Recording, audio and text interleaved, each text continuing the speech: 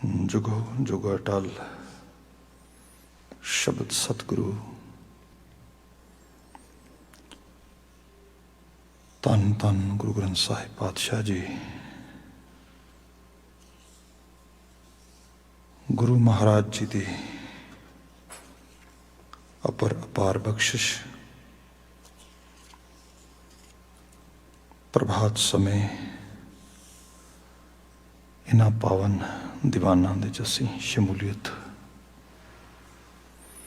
पा रहे हैं, वडभागी हाँ। अजे हुणे अज दा पवित्र पावन गुरुवाक गुरु हुकम असी पाठ रूप में सरवण कर रहे सी। हुण समा बनिया है इन्हां गुरु बचनां दी विचार दा, तकरीर दा। आओ फतेह दे आवाज़े दे नाल इन्हां बचनां दी विचार प्रारंभ करिए। सब तो पहला कह देना जी, वाहिगुरु जी का खालसा, वाहिगुरु जी की फतेह। अज दा यह गुरु हुकम जो इहदा समुचा सिरनामा बनता है, तन्हासरी महला पंजवां घर 12वां एक ओंकार सतगुरु प्रसाद।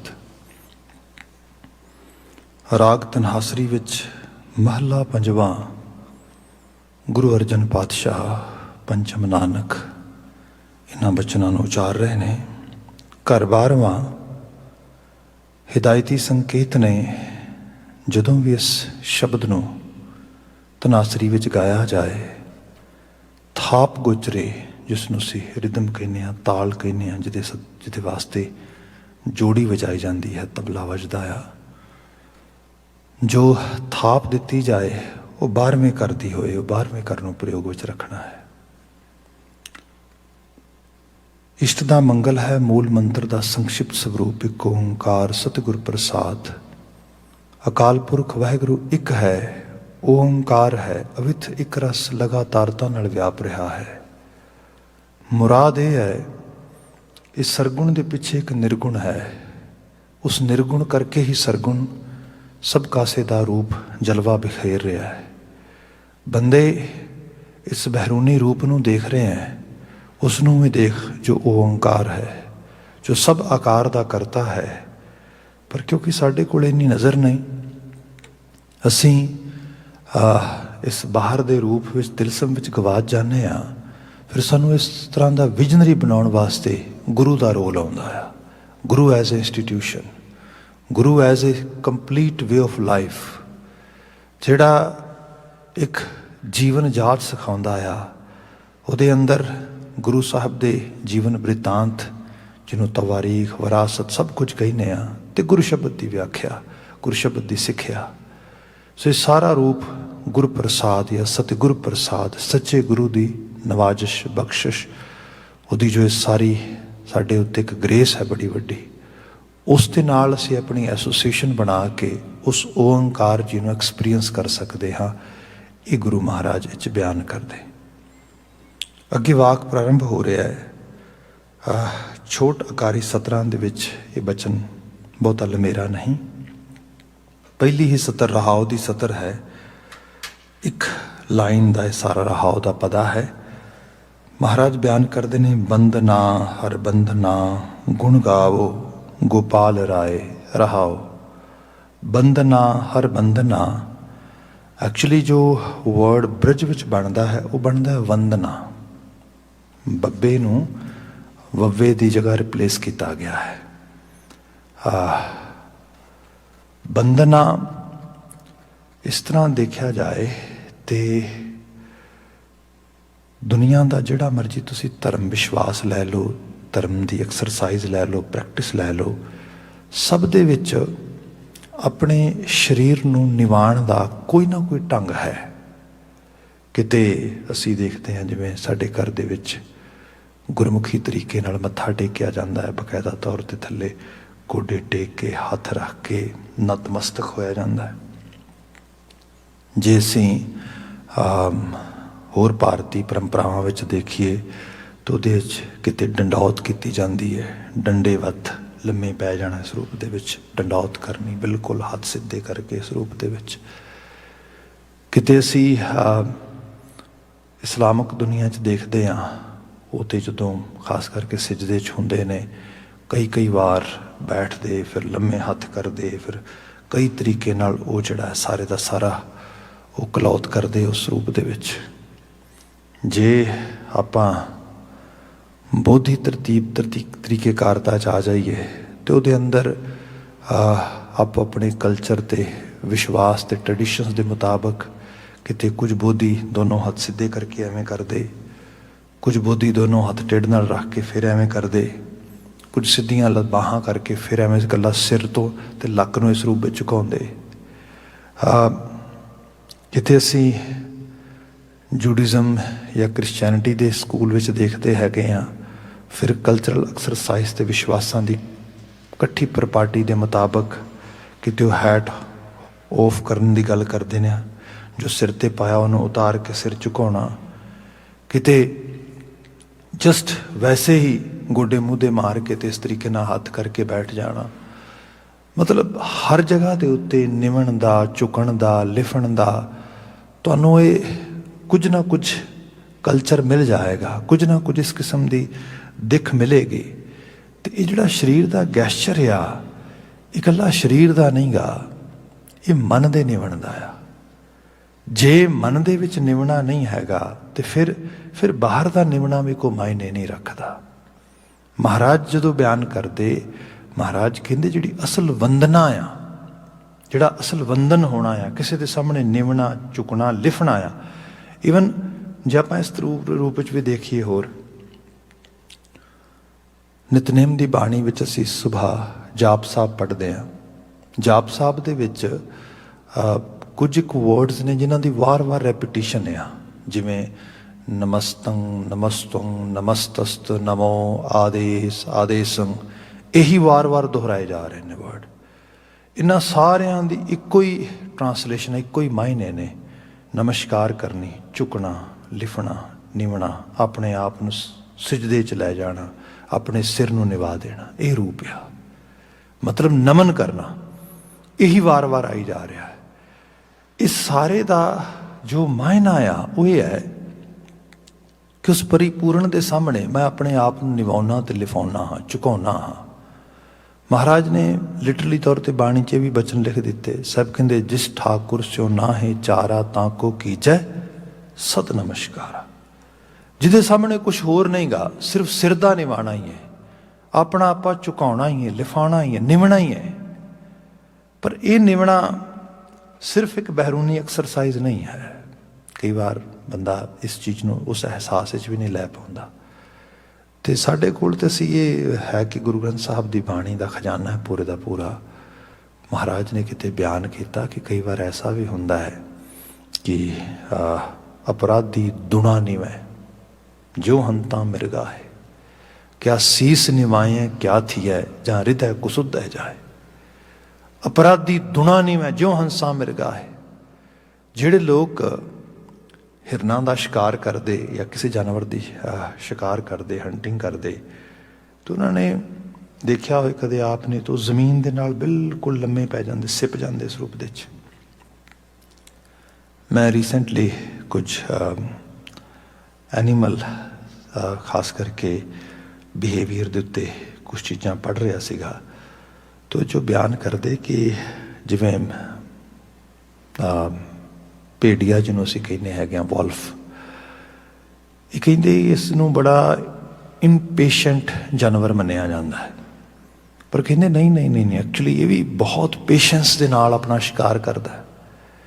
ਖਾਸ ਤੌਰ 'ਤੇ ਜਦੋਂ ਨਾਰਦਰਨ ਸਾਈਡ ਦੇ ਵਿੱਚ, ਮੈਂ ਨਾਰਥ ਅਮਰੀਕਾ ਦੇ ਨਾਲ ਜਦੋਂ ਇਹ ਬੀਵਰਸ ਨੂੰ ਖਾਸ ਤੌਰ 'ਤੇ ਉਹਨਾਂ ਨੂੰ ਹੰਟ ਕਰਦਾ ਆ, ਅਤੇ ਕੀ ਕਰਦਾ ਕਿ ਜਿਸ ਜਗ੍ਹਾ ਤੈਨੂੰ ਪਤਾ ਹੋਏ ਵੀ ਇੱਥੇ ਬੀਵਰ ਨੇ ਆਉਣਾ ਆ, ਉੱਥੇ ਬਿਲਕੁਲ ਇਹ ਬਿਨਾਂ ਕਿਸੇ ਆਵਾਜ਼ ਕੀਤਿਆਂ ਧਰਤੀ ਦੇ ਨਾਲ ਸੀਪ ਕੇ ਬੈਠ ਜਾਂਦਾ ਅਤੇ ਕਈ ਦਿਨ ਬੈਠਾ ਰਹਿੰਦਾ ਬਿਨਾਂ ਕਿਸੇ ਮੂਵਮੈਂਟ ਤੋਂ, ਮੂਵ ਵੀ ਨਹੀਂ ਕਰਦਾ। ਅਤੇ ਬੰਦਾ ਉਹ ਕਹਿੰਦੇ ਕਿ ਇਸ ਰੂਪ ਵਿੱਚ ਵੀ ਕਈ ਵਾਰ ਲੱਗੇਗਾ ਕਿ ਜੇ ਕਿਤੇ ਤੁਸੀਂ ਜਿਉਂ ਨੇ ਕੈਮਰੇ ਲਗਾ ਕੇ ਉਹ ਸਾਰੀਆਂ ਚੀਜ਼ਾਂ ਉਹਨਾਂ ਦੀ ਹਰਕਤਾਂ ਨੋਟਿਸ ਕੀਤੀਆਂ ਕਿ ਇੰਨਾ ਸਟਿਲ ਹੋ ਜਾਂਦਾ ਕਿ ਇੰਝ ਲੱਗਦਾ ਕਿ ਜਿਵੇਂ ਕੋਈ ਬਸ ਮਰਿਆ ਹੋਇਆ ਆਬਜੈਕਟ ਪਿਆ ਆ। ਕਿਉਂਕਿ ਜੇ ਮੂਵ ਕਰੇਗਾ ਤੇ ਬੀਵਰ ਥੋੜਾ ਉੱਥੋਂ ਲੰਘੇਗਾ, ਉਹ ਤੇ ਰਾਈਟ ਵੇ ਸੱਜੇ ਖੱਬੇ ਰਾਹ ਪਲਟ ਜਾਏਗਾ। ਤੇ ਉਹਦੀ ਬੜੀ ਸੈਂਸ ਹੁੰਦੀ ਹੈ ਉਸ ਨੂੰ। ਤੇ ਉਹ ਕਹਿੰਦੇ ਕਿ ਉਹ ਫਿਰ ਬਿਲਕੁਲ ਐਨ ਜਿਵੇਂ ਬਸ ਮਿੱਟੀ ਦੇ ਨਾਲ ਮਿੱਟੀ ਹੋ ਗਿਆ ਆ। ਪਰ ਜਿਵੇਂ ਹੀ ਮੌਕਾ ਬਣਦਾ ਤੇ ਫਿਰ ਉਹਨੂੰ ਹੰਟ ਕਰ ਲੈਂਦਾ। ਮਹਾਰਾਜ ਨੇ ਬਾਣੀ 'ਚ ਬਿਆਨ ਕੀਤਾ, ਅਪਰਾਧੀ ਦੁਣਾ ਨਿਵੈ ਜਿਉ ਹੰਤਾ ਮਿਰਗਾ ਹੈ। ਜਿਵੇਂ ਕਿਸੇ ਤੋਂ ਸਵਾਰਥ ਲਾਲਚ ਪੂਰਾ ਕਰਨ ਵਾਸਤੇ ਜਾਂ ਆਪਣੇ ਲਾਲਚ ਦੀ ਪੂਰਤੀ ਵਾਸਤੇ ਨਿਵ ਜਾਂਦਾ, ਲਿਫ ਜਾਂਦਾ, ਝੁਕ ਜਾਂਦਾ। ਇਹ ਝੁਕਣਾ ਲਿਫਣਾ ਨਹੀਂ ਗਾ, ਇਹ ਤੇ ਇੱਕ ਸਵਾਰਥ ਦੀ ਪੂਰਤੀ ਹੈ। ਕਿਆ ਸੀਸ ਨਿਵਾਏ ਕਿਆ ਥੀ ਹੈ। ਸਿਰ ਨਿਵਾਉਣ ਦਾ ਮਤਲਬ ਕੀ ਹੈ? ਹਿਰਦੇ ਕੁਸੁੱਧ ਹੈ ਜਾਏ। ਜੇ ਹਿਰਦੇ ਦੇ ਵਿੱਚ ਕੁਸੁੱਧਤਾ ਪਈ ਹੈ, ਕਪਟ ਪਿਆ ਆ ਨਾ, ਇਹ ਸਿਰ ਨਿਵਾਣਾ ਤੇ ਇਹ ਹੈ ਤਨੋਂ ਤੇ ਮਨੋਂ ਨਿਵ ਜਾਏ, ਲਿਫ ਜਾਏ। ਬਾਬਾ ਜੀ ਸਾਨੂੰ ਤੇ ਇੰਨਾ ਗਿਆਨ ਨਹੀਂ ਗਾ ਕਿ ਐਵੇਂ ਦਾ ਸਿਰ ਨਿਵਾਉਣਾ ਕੀ ਨਿਵਾਉਣਾ ਹੁੰਦਾ ਆ। ਗੁਰੂ ਸਾਹਿਬ ਫਿਰ ਇੱਥੇ ਮਦਦ ਕਰਦੇ ਸਾਡੀ। ਬੰਧਨਾ ਹਰ ਬੰਧਨਾ, ਅਸਲ ਬੰਧਨ ਜਿਹੜਾ ਆ, ਗੁਣ ਗਾਵੋ ਗੋਪਾਲ ਰਾਏ। ਆਪਣੇ ਗੋਪਾਲ ਰਾਏ ਦੇ ਗੁਣਾਂ ਨੂੰ ਗਾ, ਗੁਣਾਂ ਨੂੰ ਧਾਰਨ ਕਰਨਾ, ਗੁਣਾਤਮਕ ਪੱਖ ਤੋਂ ਪਰਪੱਕ ਹੋਣਾ, ਇਹ ਨਤਮਸਤਕ ਹੋਣਾ ਆ, ਇਹ ਮੱਥਾ ਟੇਕਣਾ ਆ। ਇੱਥੇ ਜਿਹੜਾ ਅਸਲ ਵਿੱਚ ਕਿਸੇ ਖਾਸ ਤਰੀਕੇ ਦਾ ਸਿਜਦਾ ਕਰਨਾ, ਕਿਸੇ ਖਾਸ ਤਰੀਕੇ ਦੀ ਨਮਸਕਾਰ ਕਰਨੀ, ਡੰਡੌਤ ਕਰਨੀ, ਇਹ ਇੱਕ ਜਸਟ ਜਿਹਨੂੰ ਕਹਿ ਲਓ ਇੱਕ ਫੇਕ ਮਕੈਨਿਜ਼ਮ ਆ, ਜਿਹਦੇ ਵਿੱਚ ਪੈ ਕੇ ਬੰਦਾ ਸੋਚਦਾ ਕਿ ਸ਼ਾਇਦ ਆਹ ਮੇਰੀ ਪੂਜਾ ਅਰਚਨਾ ਜ਼ਿਆਦਾ ਵਧੀਆ ਹੋਵੇ। ਬਾਬਾ ਜੀ ਨੇ ਇਸ ਸਾਰੇ ਤੇ ਕੌਮੈਂਟ ਕੀਤਾ, ਇਹ ਬਹਿਰੂਨੀ ਸਿਜਦੇ ਨਾਲ ਕੋਈ ਬਹੁਤਾ ਫਰਕ ਨਹੀਂ ਪੈਂਦਾ। ਫਰਕ ਤੇ ਪੈਂਦਾ ਕਿ ਤੂੰ ਉਸ ਸਿਜਦੇ ਵਿੱਚੋਂ ਪ੍ਰਾਪਤ ਕੀ ਕੀਤਾ, ਤੂੰ ਕਿਸ ਚੀਜ਼ ਨੂੰ ਆਪਣੇ ਜੀਵਨ ਵਿੱਚ ਲੈ ਕੇ ਗਿਆ। ਤੇਰੇ ਜੀਵਨ ਵਿੱਚ ਗੁਣ ਹੋਏ, ਕੁਝ ਜੀਵਨ 'ਚ ਵਡਿਆਉਣ ਗੋਚਰੇ ਆਇਆ, ਅਕਲ ਆਈ, ਸਮਝ ਆਈ, ਸੋਝੀ ਆਈ, ਕੁਝ ਤੇਰੇ ਤਬਦੀਲੀ ਦੇ ਅਸਰਾਰ ਬਣੇ। ਜੇ ਬਣੇ ਸਿਜਦਾ ਕਾਰਗਰ ਹੋ ਗਿਆ, ਸਫਲ ਹੋ ਗਿਆ। ਜੇ ਨਾ ਬਣੇ ਤੇ ਫਿਰ ਬਾਬਾ ਜੀ ਨੇ ਇਹ ਵੀ ਬਚਨ ਲਿਖੇ ਬਾਣੀ ਵਿੱਚ, ਸਾਹਿਬ ਕਹਿੰਦੇ ਸਲਾਮ ਜਵਾਬ ਦੋਵੇਂ ਕਰੇ। ਮੱਥਾ ਵੀ ਟੇਕਿਆ, ਨਮਸਕਾਰ ਵੀ ਹੋਈ, ਸਜਦਾ ਵੀ ਹੋਇਆ, ਪਰ ਨਾਲ ਦੀ ਨਾਲ ਗੱਲ ਮੰਨਣ ਤੋਂ ਇਨਕਾਰ ਵੀ ਹੋ ਗਿਆ, ਨਾ ਹੋ ਗਈ। ਇਸ ਤਰ੍ਹਾਂ ਜਾਣੋ ਜਿਵੇਂ ਆਪਾਂ ਨਾ ਪਿੱਛੇ ਬੇਅਦਬੀ ਦੀ ਬੜੀ ਗੱਲ ਕੀਤੀ। ਬੇਅਦਬੀ ਲਫ਼ਜ਼ ਆਪਣੇ ਆਪ ਵਿੱਚ ਬੜਾ ਚਾਰ ਚੁਫੇਰੇ ਆਇਆ। ਨੋ ਡਾਊਟ ਜਿਸ ਖਿੱਤੇ ਦੇ ਵਿੱਚ ਅਸੀਂ ਉਸ ਸਾਰੇ ਨੂੰ ਦੇਖ ਰਹੇ ਹਾਂ, ਉੱਥੇ ਇੱਕ ਡਰਟੀ ਤੋਂ ਵੀ ਡਰਟੀ ਪੋਲਿਟਿਕਸ ਖੇਡੀ ਜਾਂਦੀ ਹੈ। ਲੋਕਾਂ ਨੂੰ ਭੇਡਾਂ ਤੋਂ ਵੱਧ ਕੁਛ ਵੀ ਨਹੀਂ ਮੰਨਿਆ ਜਾਂਦਾ। ਜਿਸ ਅਸੀਂ ਸਾਡਾ ਲਿਟਰੇਚਰ ਇਹ ਕਹਿੰਦਾ ਹੈ ਕਿ ਬਿਨਾਂ ਸ਼ਸਤਰੰ ਨਰੰਗ ਭੇਡ ਜਾਨੋ। ਜੇ ਬੰਦੇ ਨੂੰ ਸ਼ਸਤਰ ਨਹੀਂ ਪਵਾਓਗੇ ਤੇ ਉਹ ਭੇਡ ਹੋ ਜਾਏਗਾ।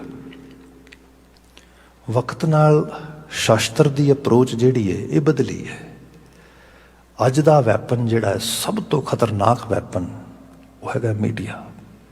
ਉਹ ਹੈਗਾ ਲੋਕਾਂ ਦਾ ਓਪੀਨੀਅਨ ਬਿਲਡ ਕਰਨ ਵਾਲਾ ਸੋਰਸ, ਜਿਹਦੇ ਜ਼ਰੀਏ ਆਪ ਇਸ ਤਰ੍ਹਾਂ ਸੋਚੋ, ਬੀਇੰਗ ਏ ਸਿੱਖ, ਅਸੀਂ ਮਤਲਬ ਗੁਰੂ ਮਹਾਰਾਜ ਨੇ ਕੁਝ ਇਹੋ ਜਿਹਾ ਸੋਚ ਦਾ, ਜੀਵਨ ਜਾਂਚ ਦਾ ਤਰੀਕਾ ਦੱਸਿਆ। ਸਿੱਖ ਹੋਣ ਦਾ ਮਤਲਬ ਹੈ ਬੜਾ ਜਨਰਸ ਹੋਣਾ। ਜਨਰੋਸਿਟੀ ਦੀ ਐਕਸਰਸਾਈਜ਼ ਕਰਨੀ ਸਿੱਖੀ ਦਾ ਪਹਿਲਾ ਵਰਚੂ ਹੈ, ਪਹਿਲਾ ਗੁਣ ਹੈ। ਆਪਾਂ ਗੁਰਦੁਆਰਾ ਸਾਹਿਬ ਵੀ ਆਉਂਦੇ ਹਾਂ, ਜੋੜੇ ਉਤਾਰ ਕੇ ਸਭ ਤੋਂ ਪਹਿਲਾਂ ਆਪਣੇ ਜਿਹੜਾ ਹੈਗਾ ਵਾਲੇਟ ਨੂੰ ਜਾਂ ਪਰਸ ਨੂੰ ਹੱਥ ਪਾਉਂਦੇ ਹਾਂ, ਅਤੇ ਉਹਦੇ ਵਿੱਚੋਂ ਕੁਝ ਆਪਣੀ ਕਿਰਤ ਕਮਾਈ ਦਾ ਹਿੱਸਾ ਕੱਢ ਕੇ ਗੁਰੂ ਮਹਾਰਾਜ ਦੇ ਦਰਬਾਰ ਆਉਂਦੇ ਹਾਂ। ਇੱਥੇ ਪਹਿਲੇ ਐਕਸਰਸਾਈਜ਼ ਹੀ ਜਨਰੋਸਿਟੀ ਦੀ ਹੈ, ਆਪਣੇ ਆਪ ਨੂੰ ਕਿਸੇ ਜਨਰਸ ਲੈਵਲ ਤੇ ਲੈ ਕੇ ਆਉਣਾ। ਫਿਰ ਲੋੜਵੰਦਾਂ ਦੀ ਮਦਦ ਕਰਨੀ। ਇਹੋ ਜਿਹੀਆਂ ਸੰਸਥਾਵਾਂ ਅੱਜ ਦੀ ਤਾਰੀਖ ਵਿੱਚ ਵੀ, ਉਹ ਭਾਵੇਂ ਹੇਤੀ ਵਿੱਚ ਹੋਏ, ਭਾਵੇਂ ਕਿਸੇ ਜਗ੍ਹਾ ਤੇ ਹੋਏ, ਜਿਹੜੇ ਲੋਕ ਸਭ ਤੋਂ ਪਹਿਲੇ ਨੰਬਰ ਦੇ ਵਿੱਚ ਅਗਰਸਰ ਹੋ ਕੇ ਆਉਂਦੇ, ਉਸ ਕਮਿਊਨਿਟੀ ਦੇ ਤੌਰ ਤੇ ਸਿੱਖਾਂ ਨੂੰ ਜਾਣਿਆ ਜਾਂਦਾ। ਸੋ ਇਹਦਾ ਮਤਲਬ ਇਹ ਹੈ ਕਿ ਅਮਲ ਵਿੱਚ ਕੁਝ ਮਨੁੱਖਵਾਦਤਾ ਹੈ, ਮਨੁੱਖਵਾਦੀ ਲੋਕ ਨੇ ਇਹ। ਪਰ ਮਨੁੱਖਵਾਦੀ ਲੋਕਾਂ ਨੂੰ ਅੱਤਵਾਦੀ ਬਿਆਨ ਕੀਤਾ ਜਾਏ ਤੇ ਲੋਕੀ ਉਹਨੂੰ ਬਾਏ ਕਰ ਲੈਣ ਵੀ ਹਾਂ ਸਿੱਖ ਨੇ, they are terrorist kind of people. ਇਹ ਕਿਵੇਂ ਹੋ ਸਕਦਾ ਆ? ਇਹ ਤਾਂ ਹੋ ਸਕਦਾ ਜਦੋਂ ਦੁਨੀਆ ਦਾ ਸਭ ਤੋਂ ਖਤਰਨਾਕ ਵੈਪਨ ਤੁਹਾਡੇ ਖਿਲਾਫ ਚੱਲ ਰਿਹਾ ਹੋਏ, ਮੀਡੀਆ। ਦੋ ਚੀਜ਼ਾਂ ਦੁਨੀਆ ਤੱਕ ਪਹੁੰਚਦੀਆਂ ਨੇ, ਇੱਕ ਪਬਲਿਸਿਟੀ, ਦੂਜੀ ਡੈਮੋਸਟ੍ਰੇਸ਼ਨ। ਜੇ ਪਬਲਿਸਿਟੀ ਜਿੰਨੀ ਮਰਜ਼ੀ ਤੁਸੀਂ ਸਹੀ ਰੂਪ ਵਿੱਚ ਕਰੋ, ਪਰ ਜੇ ਉਸਨੂੰ ਉਸ ਤਰੀਕੇ ਨਾਲ ਹੀ ਪ੍ਰਚਾਰਿਆ ਜਾਏਗਾ ਤੇ ਫਿਰ ਉਹਦਾ ਅਸਰਾਰ ਜਿਹੜਾ ਆ ਉਹ ਡੈਫੀਨੇਟਲੀ ਨੈਗੇਟਿਵ ਆਏਗਾ ਸੰਸਾਰ ਦੇ ਵਿੱਚ। ਖੈਰ, ਜਿਹੜੀ ਬੇਨਤੀ ਕਰ ਰਿਹਾ ਹਾਂ ਕਿ ਉੱਥੇ ਇੱਕ ਡਰਟੀ ਤੋਂ ਡਰਟੀ ਕਿਸਮ ਦਾ ਪੋਲੀਟੀਕਲ ਟ੍ਰਿਕਸ ਯੂਜ਼ ਕੀਤੇ ਜਾਣ ਸਭ ਚੀਜ਼ਾਂ ਦੇ ਵਿੱਚ, ਤੇ ਸਿਆਸਤ ਦੇ ਵਿੱਚ ਜਿਹੜੇ ਲੋਕਾਂ ਦੇ ਇਕੱਠ ਤੋਂ, ਲੋਕਾਂ ਦਾ ਸ਼ੋਸ਼ਣ ਕਰਨ ਤੋਂ ਨਾ ਹਟਣ ਪਿੱਛੇ ਉਹਨਾਂ ਦੀ ਕੋਈ ਜ਼ਾਤ ਨਹੀਂ, ਕੋਈ ਧਰਮ ਨਹੀਂ, ਤੇ ਉਹ ਫਿਰ ਹਰ ਲੈਵਲ ਤੇ ਮਨੁੱਖਤਾ ਦੇ ਵਿਰੋਧੀ ਨੇ। ਉਸ ਸਾਰੇ ਸਿਨੈਰੀਏ ਦੇ ਵਿੱਚੋਂ ਸਿੱਖਾਂ ਨੂੰ ਟਾਰਗੇਟ ਕੀਤਾ ਜਾਂਦਾ, ਸਿੱਖਾਂ ਦੀਆਂ ਉਹ ਚੀਜ਼ਾਂ ਟਾਰਗੇਟ ਕੀਤੀਆਂ ਜਾਂਦੀਆਂ ਜਿਨ੍ਹਾਂ ਦੇ ਨਾਲ ਸਿੱਖ ਮਨਾਂ ਨੂੰ ਵੱਧ ਤੋਂ ਵੱਧ ਹਰਟ ਕੀਤਾ ਜਾ ਸਕੇ। ਗੁਰੂ ਗ੍ਰੰਥ ਸਾਹਿਬ ਦੀ ਬੇਅਦਬੀ, ਮਤਲਬ ਸਿੱਧੇ ਤੌਰ ਤੇ ਗੁਰੂ ਸਾਹਿਬ ਦੇ ਪੱਤਰੇ ਇਸ ਤਰੀਕੇ ਨਾਲ ਪਾੜ ਦੇਣੇ ਤੇ ਇਹੋ ਜਿਹੀਆਂ ਚੀਜ਼ਾਂ ਕਰਨੀਆਂ, ਦੈਟ ਇਜ਼ ਹਰਟ ਕੀਤਾ ਜਾਏ ਇਹਨਾਂ ਨੂੰ ਜਿਹੜਾ ਹੈਗਾ ਪੇਨ ਪਹੁੰਚਾਈ ਜਾਏ। ਸੋ ਇਸ ਕਿਸਮ ਦਾ ਵਰਤਾਰਾ ਆ, ਤੇ ਇਹਦਾ ਜਿਹੜਾ ਕੋਈ ਸਿੱਧਾ ਜਿਹਾ ਹੱਲ ਤੇ ਨਹੀਂ ਹੈਗਾ, ਪਰ ਹਾਂ ਇਹ ਜ਼ਰੂਰ ਆ ਕਿ ਜੇ ਸਾਡੇ ਲੋਕ ਜਾਗਣ, ਐਕਟਿਵਲੀ ਪਾਰਟੀਸਪੇਟ ਕਰਨ ਉਹਨਾਂ ਸਭ ਚੀਜ਼ਾਂ ਦੇ ਵਿੱਚ ਜਿਹੜੀਆਂ ਚੀਜ਼ਾਂ ਲੋਕਾਂ ਨੂੰ ਉਸੇ ਬਣੇ ਹੋਏ ਸਿਨੈਰੀਓ 'ਚ ਤਾਕਤ 'ਚ ਲੈ ਕੇ ਆਉਂਦੀਆਂ ਨੇ, ਤੇ ਉੱਥੇ ਕੁਛ ਤਬਦੀਲੀ ਆ ਸਕੇ, ਉਹੋ ਜਿਹੀ ਗੱਲ ਹੋ ਜਾਏ। ਖੈਰ, ਜਿਹੜੀ ਮੌਲਿਕ ਰੂਪ ਵਿੱਚ ਬਾਤ ਕਰਨ ਲੱਗਾ ਸੀਗਾ, ਬੇਅਦਬੀ ਦਾ ਐਕਚੁਅਲ ਸੰਕਲਪ ਵੀ ਸਮਝਿਆ ਜਾਏ।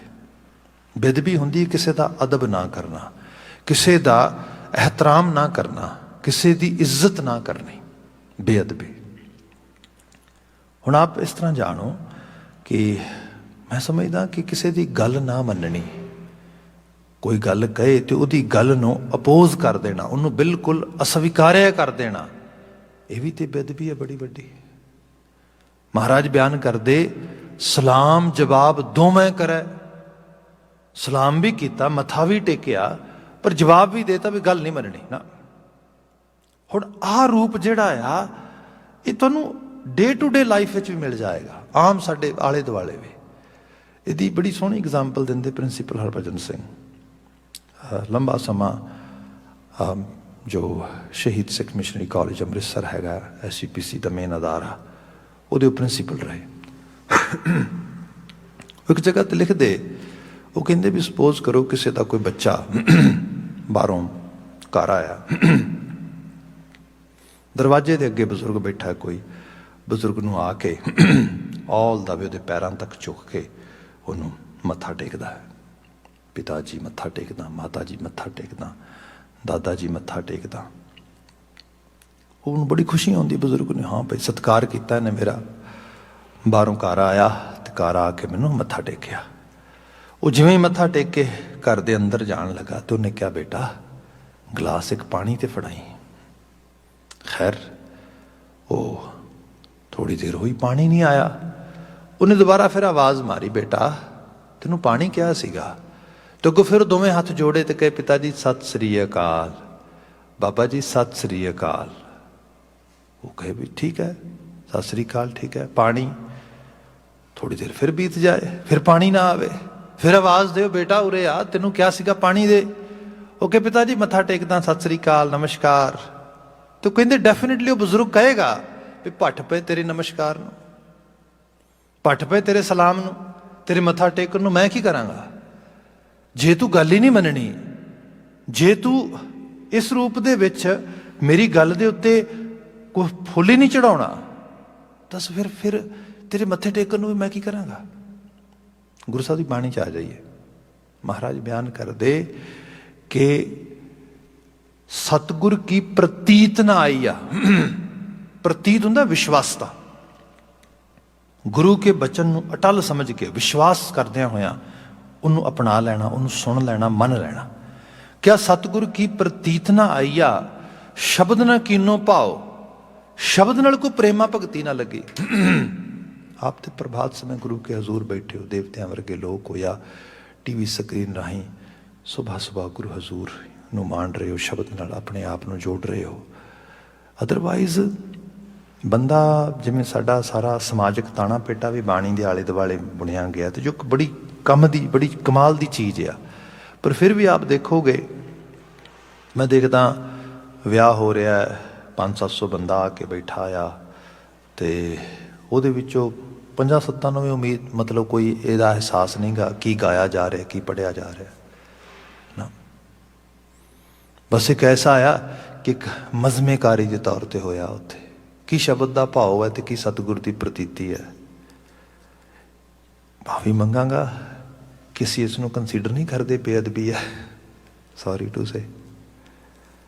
ਸਭ ਕਹਿੰਦੇ ਇਹੋ ਜਿਹੇ, ਸਾਰੇ ਮੱਥਾ ਟੇਕ ਕੇ ਬੈਠੇ ਨੇ, ਇਹ ਸਲਾਮ ਕੀ ਕਰੇਗਾ। ਵੰਦਨਾ ਨੂੰ ਸਮਝੋ, ਵੰਦਨਾ ਕੀ ਹੈ।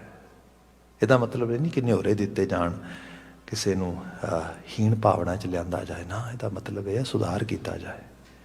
ਇਹਦਾ ਮਤਲਬ ਹੈ ਆਪਣੇ ਆਪੇ ਦੀ ਇੰਪਰੂਵਮੈਂਟ ਹੋਏ। ਜੇ ਇੰਪਰੂਵ ਕਰਾਂਗੇ ਸਮਝ ਆਵੇਗੀ ਜੋ ਕਿਰਿਆ ਕਲਾਪ ਹੁੰਦਾ, ਇਹਦਾ ਮਾਇਨਾ ਕੀ ਹੈ, ਮਤਲਬ ਕੀ ਇਹਦਾ। ਗੁਰੂ ਸਾਹਿਬ ਇਸ ਚੀਜ਼ ਨੂੰ ਬਦਲਦੇ। ਜਿਵੇਂ ਬਾਬਾ ਜੀ ਨੇ ਆਰਤੀ ਦੇ ਸ਼ਬਦ ਉਚਾਰਨ ਕੀਤੇ ਜਾਂ ਪੂਜਾ ਬਾਰੇ ਕਿੰਨੇ ਬਚਨ ਲਿਖੇ, ਇਹ ਸਾਰਿਆਂ ਦਾ ਮਾਇਨਾ ਕੀ ਸੀਗਾ, ਕੈਸੀ ਆਰਤੀ ਹੋਏ। ਆਓ ਮੈਂ ਤੁਹਾਨੂੰ ਸਿਖਾਣਾ ਆਰਤੀ ਕਿਹੋ ਜਿਹੀ ਹੁੰਦੀ ਹੈ। ਭਵਖੰਡਨਾ ਤੇਰੀ ਆਰਤੀ। ਉਸ ਭਵਖੰਡਨ ਦੀ ਆਰਤੀ ਨੂੰ ਇਸ ਰੂਪ ਵਿੱਚ ਸਮਝੋ। ਆਹ ਹੈ ਉਹਦੀ ਰੀਅਲ ਅੰਡਰਸਟੈਂਡਿੰਗ। ਇੱਥੇ ਮਹਾਰਾਜ ਨੇ ਮੱਥਾ ਟੇਕਣ ਦੀ ਬਾਤ ਕੀਤੀ। ਕਿਆ ਵੰਦਨਾ ਹੁੰਦੀ ਕੀ ਹੈ, ਨਮਸਕਾਰ ਹੁੰਦਾ ਕੀ ਹੈ। ਐਸਾ ਨਾ ਹੋਏ ਸਲਾਮ ਜਵਾਬ ਦੋਵੇਂ ਕਰੇ, ਮੁੱਢੋਂ ਕੁੱਥਾ ਜਾਏ ਨਾਨਕ ਦੋਵੇਂ ਕੂੜੀਆਂ। ਚਲੋ ਜਵਾਬ ਦੇਣਾ ਤੇ ਕੂੜਿਆ, ਮੱਥਾ ਟੇਕਣਾ। ਬਾਬਾ ਜੀ ਕਹਿੰਦੇ ਜੇ ਗੱਲ ਨਹੀਂ ਮੰਨੀ ਤੇ ਮੱਥਾ ਟੇਕਣਾ ਵੀ ਬੇਮਾਨੀ ਹੋ ਗਿਆ, ਕੋਈ ਮਾਇਨੇ ਨਾ ਆਏ ਉਹਦੇ। ਨਾਨਕ ਦੋਵੇਂ ਕੂੜੀਆਂ ਥਾਏ ਨਾ ਕਾਈ ਪਾਏ। ਕੋਈ ਕਿਸੇ ਮਤਲਬ ਸਭ ਕੁਝ ਕਰ ਕਰਾ ਕੇ ਵੀ ਉਹ ਬਿਲਕੁਲ ਕਿਸੇ ਕੰਮ ਦਾ ਨਾ ਰਿਹਾ। ਇੱਥੇ ਸਾਹਿਬ ਨੇ ਕਿਹਾ ਬੰਦਨਾ ਹਰ ਬੰਦਨਾ ਗੁਣ ਗਾਵੋ ਗੋਪਾਲ ਰਾਏ। ਉਸ ਗੋਪਾਲ ਰਾਏ ਦੇ ਗੁਣਾਂ ਨੂੰ ਗਾਓ। ਹੁਣ ਗੁਣਾਂ ਨੂੰ ਗਾਉਣਾ, ਮੈਂ ਮੂੰਹ ਨਾਲ ਕਿਸੇ ਚੀਜ਼ ਦੀ ਤਾਰੀਫ ਕਰਦਾ ਆ, ਤਾਰੀਫ ਕਰਦਾ ਬਾਣੀ ਪੜ੍ਹਨ ਦੀ। ਬਾਣੀ ਕਮਾਲ ਹੈ, ਬਾਣੀ ਪੜ੍ਹਨੀ ਤੇ ਬਹੁਤ ਵੱਡੀ ਚੀਜ਼ ਹੈ। ਆਪਣੇ ਜੀਵਨ ਵਿੱਚ ਬਾਣੀ ਦਾ ਕੋਈ ਪ੍ਰਭਾਵ ਪ੍ਰਤਾਪ ਨਹੀਂ ਹੈਗਾ। ਲੰਬਾ ਸਮਾਂ ਐਸਾ ਕਰ ਨਹੀਂ ਪਾਵਾਂਗਾ, ਜੇ ਕਰਾਂਗਾ ਤੇ ਹਿਪੋਕਰੇਟ ਹੋ ਜਾਵਾਂਗਾ। ਜਿਸ ਚੀਜ਼ ਦਾ ਗੁਣ ਗਾਈਦਾ, ਜਿਸ ਚੀਜ਼ ਦੀ ਵਡਿਆਈ ਗਾਈ ਦੀ ਸੁਣੀ ਦੀ ਹੈ, ਅਲਟੀਮੇਟਲੀ ਜੀਵਨ ਉਹਦਾ ਗਾਹਕ ਬਣ ਜਾਂਦਾ ਹੈ। ਅੰਦਰ ਦੀ ਦੁਨੀਆ 'ਚ ਉਹਦਾ ਅਸਰਾਰ ਹੁੰਦਾ ਹੈ। ਇਹ ਅੱਜ ਦੀ ਮਾਡਰਨ ਸਾਈਕੋਲੋਜੀ ਵੀ ਬਿਆਨ ਕਰ ਰਹੀ ਹੈ। ਅੱਜ ਵੀ ਕਿਹਾ ਜਾ ਰਿਹਾ ਕਿ ਬੰਦੇ ਨੂੰ ਇਹੋ ਜਿਹੀਆਂ ਚੀਜ਼ਾਂ ਪੜ੍ਹਨ ਸੁਣਨ ਕਹਿਣ ਤੇ ਲਾ ਦਿਓ ਜਿਹੋ ਜਿਹਾ ਹੋਣਾ ਬਣਨਾ ਚਾਹੁੰਦਾ। ਅਲਟੀਮੇਟਲੀ ਉਹਦਾ ਕਹਿਣਾ ਸੁਣਨਾ ਬੋਲਣਾ ਉਸੇ ਤਰ੍ਹਾਂ ਦਾ ਜੀਵਨ ਵਿਹਾਰ ਹੋ ਜਾਏਗਾ। ਇਸ ਨੂੰ ਸਾਹਿਬ ਨੇ ਕਿਹਾ ਗੁਣ ਗਾਵੋ ਗੋਪਾਲ ਰਾਏ ਰਹਾਓ। ਵੱਡਾ ਭਾਗ ਭੇਟੇ ਗੁਰਦੇਵਾ। ਕਿਤੇ ਭਾਗ ਸਰ ਬੁਲੰਦ ਹੋਣ ਤੇ ਫਿਰ ਗੁਰਦੇਵ ਨਾਲ ਭੇਟਾ ਹੁੰਦੀ। ਭੇਟਾ ਹੋਣ ਦਾ ਮਤਲਬ ਮੁਲਾਕਾਤ ਹੈ। ਮਤਲਬ ਇਸ ਤਰ੍ਹਾਂ ਜਾਣੋ, ਕਿਸੇ ਚੀਜ਼ ਦੀ ਵਾਕਫੀਅਤ, ਗੁਰੂ ਦੇ ਨਾਲ ਵਾਕਫੀਅਤ ਹੋ ਜਾਏ। ਤੇ ਜੇ ਹੁਣ ਗੁਰੂ ਨਾਲ ਵਾਕਫੀਅਤ ਦੀ ਗੱਲ ਕੀਤੀ ਜਾਏ, ਸਾਡੇ ਲਈ ਤਾਂ ਸਿੱਧਾ ਹੁਕਮ ਹੈ ਬਾਣੀ ਨੂੰ ਪੜ੍ਹ, ਬਾਣੀ ਨੂੰ ਸੁਣ, ਬਾਣੀ ਹੀ ਗੁਰੂ ਹੈ ਤੇਰਾ। ਜਿਵੇਂ ਧੰਨ ਗੁਰੂ ਗੋਬਿੰਦ ਸਿੰਘ ਸਾਹਿਬ ਜਦੋਂ ਜੋਤੀ ਜੋਤ ਸਮਾਉਣ ਲੱਗੇ ਤੇ ਉਹਨਾਂ ਨੇ ਗੁਰੂ ਗ੍ਰੰਥ ਸਾਹਿਬ ਦਾ ਪ੍ਰਕਾਸ਼ ਕੀਤਾ, ਉਹਦੇ ਸਾਹਮਣੇ ਮੱਥਾ ਟੇਕਿਆ, ਸਿੱਖਾਂ ਨੂੰ ਹੁਕਮ ਕੀਤੇ ਅੱਜ ਤੋਂ ਬਾਅਦ ਤੁਹਾਡਾ ਗੁਰੂ ਗ੍ਰੰਥ ਤੇ ਪੰਥ ਹੈ। ਠੀਕ ਹੈ ਜੀ। ਕੁਝ ਮਹਾਰਾਜ ਦੇ ਸਾਹਮਣੇ ਸਵਾਲਾਤ ਹੋਏ। ਗੁਰੂ ਸਾਹਿਬ ਨੂੰ ਪੁੱਛਿਆ ਗਿਆ, ਪਾਤਸ਼ਾਹ ਗੱਲ ਇਹ ਹੈ ਕਿ ਹੁਣ ਤੁਹਾਡੇ ਕੋਲ ਆਉਂਦੇ ਆ, ਸ਼ਖਸੀ ਗੁਰੂ ਦੇ ਤੌਰ ਤੇ ਤੁਸੀਂ ਬੈਠੇ ਹੋ ਤੇ ਤੁਹਾਡੇ ਨਾਲ ਗੱਲਬਾਤ ਕਰਦੇ ਆ, ਤੁਹਾਡੇ ਨਾਲ ਮੁਲਾਕਾਤ ਹੁੰਦੀ ਹੈ। ਮਹਾਰਾਜ ਜਦੋਂ ਸ਼ਖਸੀ ਗੁਰੂ ਦੀ ਇਸ ਰੂਪ ਵਿੱਚ ਆਭਾ ਨਹੀਂ ਹੋਏਗੀ, ਅਸੀਂ ਫਿਰ ਕਿਹਦੇ ਨਾਲ ਭੇਟ ਕਰਾਂਗੇ, ਮੁਲਾਕਾਤ ਕਿਹਦੇ ਨਾਲ ਕਰਾਂਗੇ। ਤੇ ਮਹਾਰਾਜ ਨੇ ਕਿਹਾ ਸੀਗਾ ਤੁਸੀਂ ਬਾਣੀ ਪੜ੍ਹਿਆ ਜੇ, ਬਾਣੀ ਸੁਣਿਆ ਜੇ। ਤੇ ਈਵਨ ਲਿਟਰੇਚਰ 'ਚ ਹੋਰ ਡੀਪ ਲੈਵਲ ਤੇ ਦੇਖੀਏ ਤੇ ਕਿਹਾ ਜਾਂਦਾ ਆ ਜਦੋਂ ਅਸੀਂ ਗੁਰੂ ਕੇ ਬਚਨਾਂ ਨੂੰ ਪੜ੍ਹਦੇ ਤੇ ਸੁਣਦੇ ਹਾਂ, ਅਸੀਂ ਗੁਰੂ ਨਾਲ ਬਾਤ ਕਰਦੇ ਹਾਂ, ਅਸੀਂ ਗੁਰੂ ਨਾਲ ਭੇਟ ਕਰਦੇ ਹਾਂ, ਮੁਲਾਕਾਤ ਕਰਦੇ ਹਾਂ। ਸਾਹਿਬ ਕਹਿੰਦੇ ਵੱਡਾ ਭਾਗ ਭੇਟੇ ਗੁਰਦੇਵਾ। ਇਹ ਕਿਸਮਤ ਸਰ ਬੁਲੰਦ ਹੋਏ, ਫਿਰ ਬੰਦਾ ਗੁਰੂ ਨੂੰ ਭੇਟਤ ਹੁੰਦਾ, ਗੁਰੂ ਕੇ ਬਚਨ ਕੰਨਾਂ ਵਿੱਚ ਪਾਉਂਦਾ, ਅੱਖਾਂ ਦੇ ਜ਼ਰੀਏ ਮਨ ਦੀ ਦੁਨੀਆ 'ਚ ਲੈ ਕੇ ਜਾਂਦਾ, ਮੂੰਹ ਨਾਲ ਬੋਲਦਾ, ਇਹਦੇ ਕਾਬਿਲ ਹੁੰਦਾ। ਕੋਟ ਅਪਰਾਧ ਮਿਟੇ ਹਰ ਸੇਵਾ, ਗੁਰੂ ਦਾ ਸ਼ਬਦ ਹਰੀ ਦੀ ਸੇਵਾ 'ਚ ਲੈ ਜਾਂਦਾ। ਤੇ ਕੋਟ ਅਪਰਾਧ ਵੈਸੇ ਤੇ ਕਿਹਾ ਗਿਆ ਕਿ what's the difference between sin and crime. ਉਹ ਕਹਿੰਦੇ ਕ੍ਰਾਈਮ ਉਹ ਹੁੰਦਾ ਜਿਹੜਾ ਤੁਸੀਂ ਕਿਸੇ ਲੀਗਲ ਟਰਮਨੋਲੋਜੀ ਦੀ ਪਕੜ 'ਚ ਆ ਜਾਂਦਾ, ਜਿਹੜਾ ਲੀਗਲ ਟਰਮਨੋਲੋਜੀ ਦੀ ਪਕੜ 'ਚ ਨਾ ਹੁੰਦਾ ਉਸ ਨੂੰ ਕਿਹਾ ਗਿਆ ਕਿ ਇਹ ਪਾਪ ਆ। ਪਰ ਇਹ ਹੈ ਵੀ ਬਾਣੀ ਦੇ ਵਿੱਚ ਇਹਨਾਂ ਨੂੰ ਇੰਟਰਚੇਂਜੇਬਲ ਵੇ ਦੇ ਨਾਲ ਵੀ ਯੂਜ਼ ਕੀਤਾ ਗਿਆ ਹੈ, ਇੱਕ ਸਿਨੋਨਿਮ ਦੇ ਤੌਰ ਤੇ। ਇੱਥੇ ਜੋ ਮਹਾਰਾਜ ਨੇ ਬਿਆਨ ਕੀਤਾ, ਕੋਟ ਅਪਰਾਧ ਮਿਟੇ ਹਰ ਸੇਵਾ, ਅਪਰਾਧੀ ਮਨੁੱਖੀ ਮਨ ਆ, ਤੇ ਮਨੁੱਖੀ ਮਨ ਦੇ ਵਿੱਚ ਵੀ ਖਿਆਲਾਂ ਦੀ ਦੁਨੀਆ ਆ।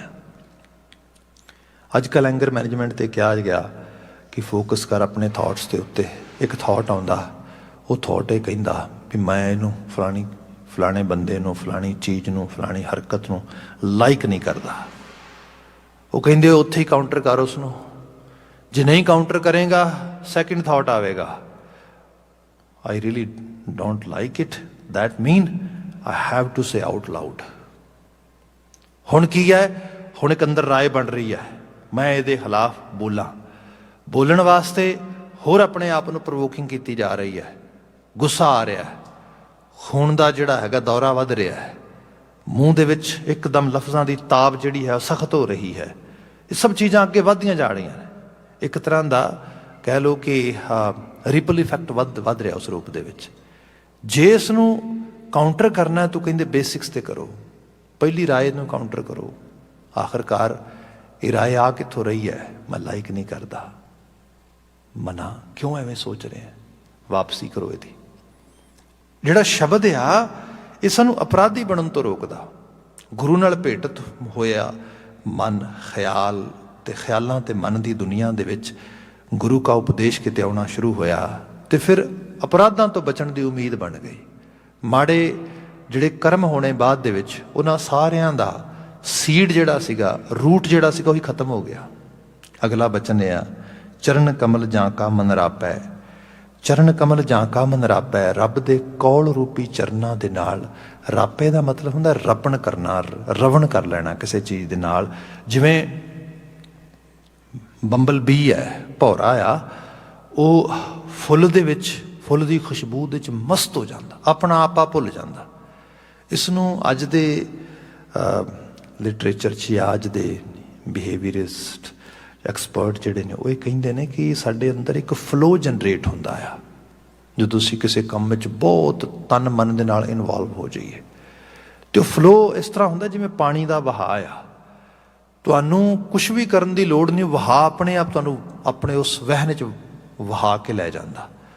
ਜਦੋਂ ਚਰਨ ਕਮਲ ਜਾਂ ਕਾ ਮਨ ਰਾਪੈ, ਜਿਸ ਨੂੰ ਕਿਤੇ ਬੇਸਿਕ ਲੈਵਲ ਦੀ ਆਪਣੇ ਆਪੇ ਦੀ ਤੇ ਇਸ ਯੂਨੀਵਰਸਲ ਸਕੂਲ ਆਫ ਥਾਟ ਦੀ, ਜਿਹੜਾ ਹਾਇਰ ਥਾਟ ਹੈ, ਅਧਿਆਤਮਕਤਾ ਦਾ, ਸਪਿਰਿਚੁਅਲਿਟੀ ਦਾ, ਰੂਹਾਨੀਅਤ ਦਾ, ਇਹਦੀ ਸਮਝ ਆ ਜਾਏ, ਅੰਗੇਜ ਹੋ ਜਾਏ, ਫਿਰ ਬਹੁਤ ਜ਼ਿਆਦਾ ਐਫਰਟ ਵੀ ਪਾਉਣ ਦੀ ਲੋੜ ਨਹੀਂ ਪੈਂਦੀ।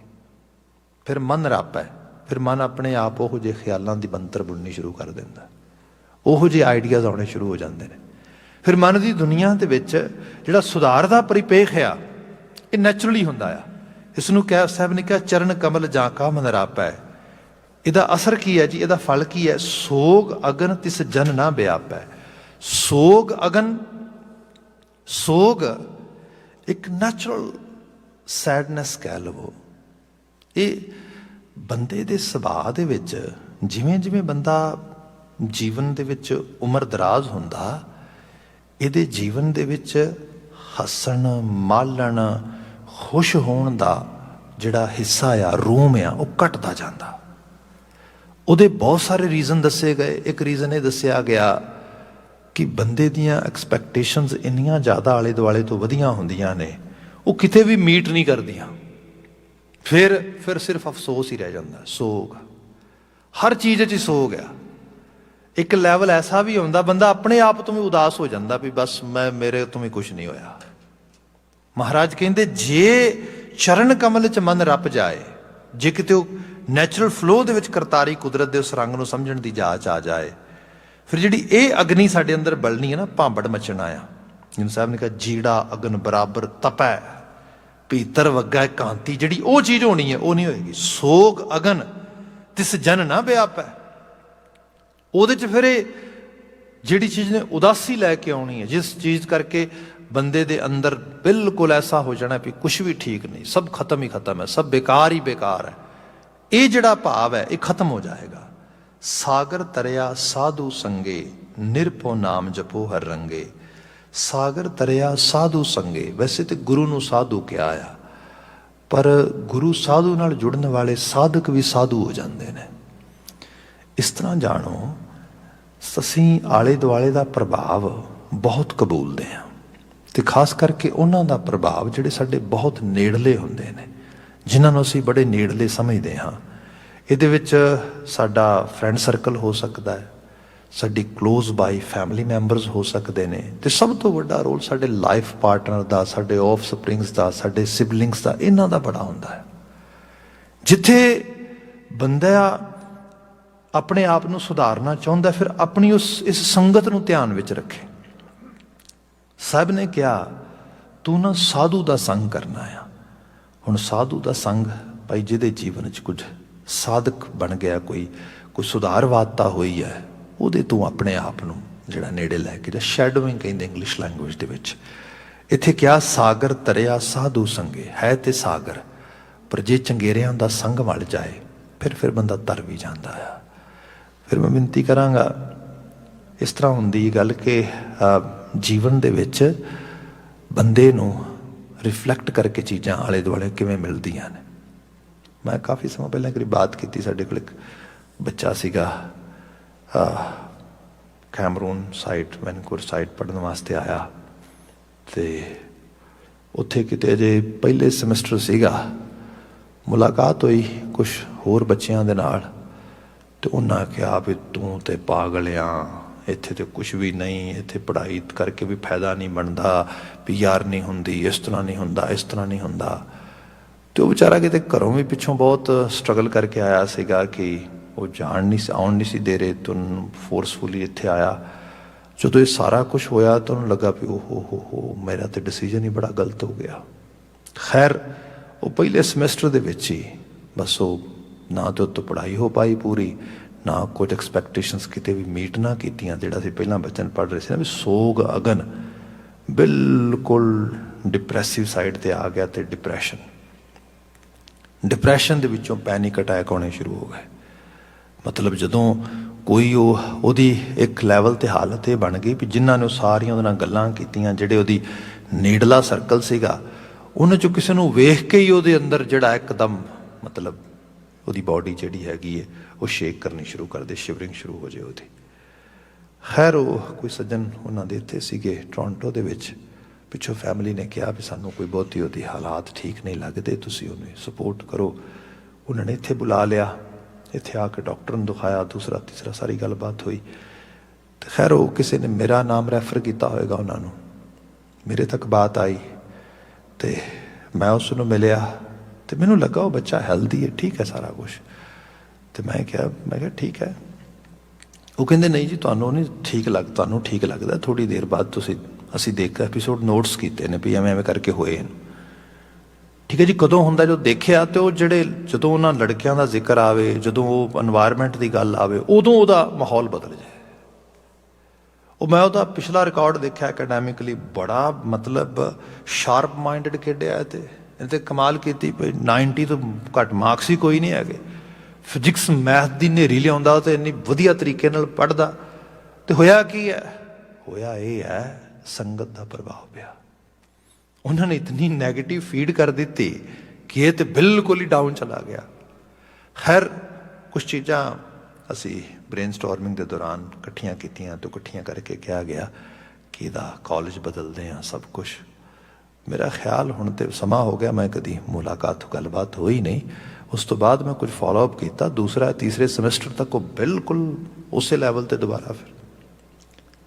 ਸੋ ਇਹ ਹੈ, ਦੇਖੋ ਜੀ, ਸਾਗਰ ਨਾ ਹੈ ਡਰ ਦਾ। ਸਮੁੰਦਰ, ਤੁਸੀਂ ਕਦੀ ਪਾਣੀ ਦੇ ਕੰਢੇ ਖੜੇ ਹੋ ਜਾਂ ਪਾਣੀ ਦੇ ਵਿੱਚ ਗਏ ਹੋ, ਜਦੋਂ ਦੂਰ ਤੱਕ ਪਾਣੀ ਦਿਸੇ, ਪਹਿਲਾ ਜਿਹੜਾ ਚੀਜ਼ ਬੰਦੇ ਦੇ ਮਨ 'ਚ ਪੈਦਾ ਹੁੰਦੀ ਉਹ ਡਰ। ਸਾਗਰ ਡਰ ਹੈ, ਤੇ ਡਰ ਕਈ ਲੈਵਲ ਦਾ ਆ। ਜੇ ਸਾਧੂ ਸੰਗ ਮਿਲ ਜਾਏ, ਜਿਹੜਾ ਉਸ ਸਮੁੰਦਰ ਦਾ ਤਾਰੂ ਹੈ, ਜਿਹੜਾ ਭਰੋਸਾ ਰੱਖਦਾ ਹੈ ਕਿ ਨਹੀਂ ਨਹੀਂ ਸਮੁੰਦਰ ਡੋਬਦਾ ਨਹੀਂ, ਸਮੁੰਦਰ ਤੇ ਤਾਰਦਾ, ਵੱਡੇ ਵੱਡੇ ਬੇੜੇ ਸਮੁੰਦਰ ਚੋਂ ਰੋਜ਼ ਲੰਘਦੇ ਇੱਥੋਂ। ਦੁਨੀਆ ਦਾ ਸਭ ਤੋਂ ਵੱਧ ਜਿਹੜੀ ਜਿੰਨਾ ਟਰਾਂਸਪੋਰਟੇਸ਼ਨ ਹੈ, ਜਿੰਨਾ ਬਿਜ਼ਨਸ ਜਿਹੜਾ ਆ, ਜਿੰਨਾ ਕਾਰੋਬਾਰ, ਸਮਾਨ ਮੂਵਮੈਂਟ ਸਾਰੇ ਦੀ ਸਾਰੀ ਸੜਕਾਂ ਤੇ ਥੋੜ੍ਹਾ ਹੁੰਦੀ, ਸੜਕਾਂ ਤੇ ਕੁਛ ਵੀ ਨਹੀਂ, ਸੜਕਾਂ ਤੇ ਅਸੀਂ ਕੁਝ ਵੀ ਨਹੀਂ ਮੂਵ ਕਰ ਪਾਉਂਦੇ, ਜਿੰਨੇ ਵੱਡੇ ਬੇੜੇ ਸਮਾਨ ਲੈ ਕੇ ਸਮੁੰਦਰ ਚੋਂ ਲੰਘਦੇ। ਸੋ ਇਸ ਕਰਕੇ ਸਾਧੂ ਉਹ ਜਿਹੜਾ ਇਸ ਸਾਰੇ ਨੂੰ ਜਾਣਦਾ ਤੇ ਸਾਧਕ ਹੋ ਗਿਆ, ਜਿਸ ਨੇ ਇਸ ਐਕਸਪਰਟ ਇਸ ਕਿਸਮ ਦੀ ਚੀਜ਼ ਧਾਰਨ ਕਰ ਲਈ। ਗੁਰੂ ਦਾ ਉਪਦੇਸ਼ ਹੈ, ਗੁਰੂ ਵਰਸਾਇਆਂ ਦੀ ਸੰਗਤ ਆ। ਸੰਸਾਰ ਦੇ ਉੱਤੇ ਜੀਵਨ ਵਿੱਚ ਜੀਂਦਿਆਂ ਹੋਇਆਂ ਅਨੇਕਾਂ ਤਰ੍ਹਾਂ ਦੀਆਂ ਮੁਸ਼ਕਲਾਂ, ਤਕਲੀਫਾਂ, ਵਕਾਰ, ਡਰ, ਭੈ, ਬਹੁਤ ਕੁਛ ਆਉਂਦਾ। ਮਹਾਰਾਜ ਕਹਿੰਦੇ, ਜਿਨ੍ਹਾਂ ਨੂੰ ਚੰਗੇਰਿਆਂ ਦੀ ਸੰਗਤ ਮਿਲ ਗਈ, ਸਾਗਰ ਤਰਿਆ ਸਾਧੂ ਸੰਗੇ, ਨਿਰਭਉ ਨਾਮ, ਭੈ ਰਹਿਤ ਨਾਮ ਦੇ ਨਾਲ ਜੁੜ ਗਏ ਹੋ। ਉਸ ਨਾਮ ਨਾਲ, ਜਿਹੜੇ ਨਾਮ ਦੇ ਜਪਦਿਆਂ, ਪੜ੍ਹਦਿਆਂ, ਆਰਾਧਿਆਂ ਸੁਰਤ ਆ ਗਈ ਵੀ ਮਾਲਕ ਅਕਾਲ ਪੁਰਖ ਵਾਹਿਗੁਰੂ ਅੰਗ ਸੰਗ ਹੈ, ਮਨਾ ਘਬਰਾਉਣ ਦੀ ਲੋੜ ਹੀ ਨਹੀਂ। ਨਿਰਭਉ ਨਾਮ ਜਪੋ ਹਰ ਰੰਗੇ, ਪਰਥਨ ਦੋਖ ਕਿਛ ਪਾਪ ਨਾ ਫੇੜੇ। ਜੇ ਤੇ ਅਸੀਂ ਇਹਨੂੰ ਟ੍ਰੈਡੀਸ਼ਨਲ ਵੇ ਨਾਲ ਦੇਖੀਏ, ਪਰ ਧਨ ਦੋਖ, ਧਨ ਸਰਮਾਏ ਨੂੰ ਕਹਿੰਦੇ ਨੇ ਪਰਾਇਆ ਧਨ। ਇਸ ਨੂੰ ਜੇ ਅੱਜ ਦੇ ਲੈਂਗੁਏਜ ਟਰਾਂਸਲੇਸ਼ਨ ਕਰਨੀ ਹੋਏ ਤੇ ਮਤਲਬ ਇਹ ਬਣਦਾ ਹੈ, ਜਦੋਂ ਅਸੀਂ ਕੰਪੈਰੀਜ਼ਨ ਇਸ ਚੀਜ਼ਾਂ ਨੂੰ ਦੇਖਦੇ ਹਾਂ, ਚੀਜ਼ਾਂ ਦਾ ਮੁਲਾਂਕਣ ਕਰਦੇ ਹਾਂ, ਤੁਲਨਾ ਕਰਦੇ ਹਾਂ, ਕੰਪੇਅਰ ਕਰਦੇ ਹਾਂ। ਇਹ ਰੋਂਗ ਕੰਪੈਰੀਜ਼ਨ ਰੋਜ਼ ਹੁੰਦੇ ਨੇ। ਬੰਦਾ ਆਪਣੇ ਆਪ ਨੂੰ ਕਹਿੰਦਾ ਫਲਾਣੇ ਨਾਲ ਕੰਪੇਅਰ ਕਰਕੇ, ਲੈ ਮੇਰੇ ਤੋਂ ਉਹਦੇ 'ਚ ਕੀ ਫਰਕ ਆ, ਇਕੱਠੇ ਹੀ ਆਏ ਸਾਂ ਕੈਨੇਡਾ, ਉਹ ਇੱਥੇ ਪਹੁੰਚ ਗਿਆ, ਮੈਂ ਇੱਥੇ ਰਹਿ ਗਿਆ। ਹੁਣ ਪਰ ਧਨ, ਪਰਾਇਆ ਧਨ, ਪਰਾਈ ਚਮਕ ਦਮਕ, ਪਰਾਈ ਪ੍ਰਾਪਤੀ ਬੰਦੇ ਨੂੰ ਡੇਗ ਰਹੀ ਹੈ। ਤੇ ਡੇਗ ਇਸ ਕਰਕੇ ਨਹੀਂ ਰਹੀ ਕਿ ਪਰਾਇਆ ਧਨ ਜਿਹੜਾ ਆ ਉਹ ਕੋਈ ਫੋਰਸਫੁਲੀ ਉਸੇ ਉੱਤੇ ਨੈਗੇਟਿਵ ਇੰਪੈਕਟ ਪਾ ਰਿਹਾ, ਨਾ, ਬੰਦੇ ਦੀ ਸੋਚ ਹੀ ਐਸੀ ਹੈ। ਪਰਾਏ ਧਨ ਨੂੰ ਦੇਖਦਾ, ਆਪ ਆਪਣੇ ਅੰਦਰ ਵਿਲਕਦਾ, ਓ ਹੋ ਮੈਂ ਤੇ ਪਿੱਛੇ ਰਹਿ ਗਿਆ। ਸਾਹਿਬ ਕਹਿੰਦੇ, ਜਦੋਂ ਕਿਤੇ ਗੁਰੂ ਦਾ ਪ੍ਰਭਾਵ ਤੇ ਅਸਲ ਵੰਦਨਾ ਕਰਨ ਦੀ ਜਾਚ ਆ ਗਈ, ਪਰ ਧਨ ਦੋਖ ਕਿਛ ਪਾਪ ਨਾ ਫੇੜੇ, ਜਮ ਜੰਦਾਰ ਨਾ ਆਵੇ ਨੇੜੇ। ਜੰਦਾਰ ਦੂਤ ਨੂੰ ਕਿਹਾ ਜਾਂਦਾ ਆ, ਜਮਾਂ ਦਾ ਦੂਤ। ਜਮਾਂ ਦਾ ਦੂਤ ਇਸ ਤਰ੍ਹਾਂ ਆ ਕਿ ਇੱਕ ਨੈਚੁਰਲ ਵੇ ਦੇ ਨਾਲ ਇਹ ਸਰੀਰ ਦੇ ਤੱਤਾਂ 'ਚ ਇੱਕ ਦਿਨ ਵਿਲੀਨ ਹੋ ਜਾਣਗੇ। ਪਰ ਬੰਦਾ ਰੋਜ਼ ਮਰ ਰਿਹਾ। ਮਰ ਕਿਵੇਂ ਰਿਹਾ? ਜਦੋਂ ਮੈਂ ਬੇਨਤੀ ਕੀਤੀ ਕਿ ਤ੍ਰਿਸ਼ਨਾ ਦੇ ਵਿੱਚ, ਈਰਖਾ ਦੇ ਵਿੱਚ, ਦੁਆਖ ਦੇ ਵਿੱਚ ਸੜਦਾ। ਸਭ ਕਹਿੰਦੇ ਸਭ ਚੀਜ਼ਾਂ ਖਤਮ ਹੋ ਗਈਆਂ ਜਦੋਂ ਨਾਮ ਦਾ ਪ੍ਰਭਾਵ ਮਨ ਤੇ ਪਿਆ। ਜਮ ਜੰਦਾਰ ਨਾ ਆਵੇ ਨੇੜੇ। ਹੁਣ ਲਿਟਰਲੀ ਤੌਰ ਤੇ ਕਿਹਾ, ਤ੍ਰਿਸ਼ਨਾ ਅਗਨ ਪ੍ਰਭ ਆਪ ਪੁਛਾਈ। ਵੰਦਨਾ ਇਹੋ ਹੀ ਹੈ। ਇਸ ਤਰ੍ਹਾਂ ਵੀ ਜਾਣੋ, ਜਿਵੇਂ ਕੋਈ ਜਲ ਦੀ ਧਾਰਾ ਡਿੱਗ ਰਹੀ ਹੈ, ਤੁਸੀਂ ਜਲ ਦੀ ਧਾਰਾ ਥੱਲੇ ਜਾ ਕੇ ਬੰਦਾ ਸਿਰ ਨਿਵਾਉਂਦਾ, ਆਪਣੇ ਆਪੇ ਨੂੰ ਕਰਦਾ ਤੇ ਸ਼ੀਤਲਤਾ ਆ ਜਾਂਦੀ। ਪਾਣੀ ਤੇ ਬਾਣੀ ਦਾ ਪ੍ਰਭਾਵ ਬਿਲਕੁਲ ਇੱਕੋ ਜਿਹਾ ਹੀ ਹੈ। ਜਿੱਥੇ ਪਾਣੀ ਤਨ ਨੂੰ ਠੰਡਿਆ ਕਰਦਾ, ਬਾਣੀ ਮਨ ਨੂੰ ਠੰਡਿਆ ਕਰਦੀ। ਪਰ ਕਰਦੀ ਉਦੋਂ ਜਦੋਂ ਉਸ ਬਾਣੀ ਦੀ ਧਾਰਾ ਦੇ ਥੱਲੇ ਸਿਰ ਦਿੰਦਾ ਬੰਦਾ, ਵੰਦਨਾ ਕਰਦਾ, ਗੁਣ ਗਾਵੋ ਗੋਪਾਲ ਰਾਏ। ਮੈਟਾਫੋਰਿਕ ਵੇ ਆ, ਕਮਾਲ ਦਾ ਮੈਟਾਫੋਰ ਹੈ। ਮਹਾਰਾਜ ਕਹਿੰਦੇ, ਤ੍ਰਿਸ਼ਨਾ ਅਗਨ ਪ੍ਰਭ ਆਪ ਬੁਝਾਈ। ਬੁਝ ਗਈ ਹੈ ਤ੍ਰਿਸ਼ਨਾ ਦੀ ਅਗਨ, ਨਾਨਕ ਉਧਰੇ ਪ੍ਰਭ ਸ਼ਰਨਾਈ। ਸ਼ਰਨਾਈ, ਸ਼ਰਨ ਆਉਣਾ ਤੇ ਵੰਦਨ ਕਰਨਾ ਬਿਲਕੁਲ ਇੱਕ ਦੂਸਰੇ ਦੇ ਇੰਟਰਚੇਂਜੇਬਲ ਵੇ ਦੇ ਨਾਲ ਸਿਨੋਨਿਮ ਨੇ। So that sort of message Baba ji giving us in this particular ਸ਼ਬਦ। ਮਹਾਰਾਜ ਬਖਸ਼ਿਸ਼ ਕਰਨ, ਇਹਦੇ ਵਿੱਚੋਂ ਜੋ ਸੱਚ ਦਾ ਅਹਿਸਾਸ ਹੈ, ਸਾਡੀ ਸੁਰਤ ਉਹਨੂੰ ਗ੍ਰੈਬ ਕਰ ਸਕੇ, ਪਕੜ ਸਕੇ। ਇੰਨੀਆਂ ਕੁ ਬੇਨਤੀਆਂ ਨਾਲ ਖਿਮਾ, ਭੁੱਲਾਂ ਗਲਤੀਆਂ ਨਾ ਚਤਾਰਿਓ। ਸਭ ਪ੍ਰੇਮ ਆਵਾਜ਼ ਦੇਣੀ ਕਹਿਣਾ ਜੀ। ਵਾਹਿਗੁਰੂ ਜੀ ਕਾ ਖਾਲਸਾ, ਵਾਹਿਗੁਰੂ ਜੀ ਕੀ ਫਤਿਹ।